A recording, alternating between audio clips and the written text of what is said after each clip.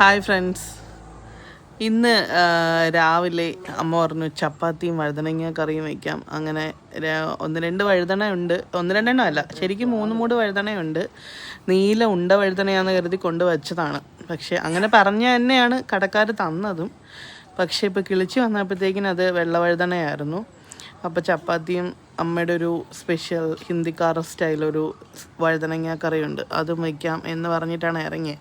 അപ്പോൾ ഇറങ്ങിയപ്പോൾ 1-2 പടവലവും കൂടെ പിച്ചി അടുത്ത വീട്ടിൽ കൊടുക്കാനായിട്ട് 1-2 പടവലവും കൂടെ പിച്ചി. അതിന് ശേഷം കുറച്ച് പച്ചമുളകും 1-2 തക്കാളിയും, അങ്ങനെ അത്യാവശ്യം ഇന്നത്തേക്ക് വയ്ക്കാൻ ആവശ്യമായിട്ടുള്ള സാധനങ്ങളെല്ലാം പിച്ചി. അപ്പം ശരിക്കും ഇറങ്ങുന്ന സമയത്തൊക്കെ അമ്മ ഇങ്ങനെ പറയുമായിരുന്നു, നേരത്തെ കണക്ക് ഇപ്പം താഴോട്ട് ഇറങ്ങി പിച്ചാനൊന്നും പറ്റുന്നില്ല.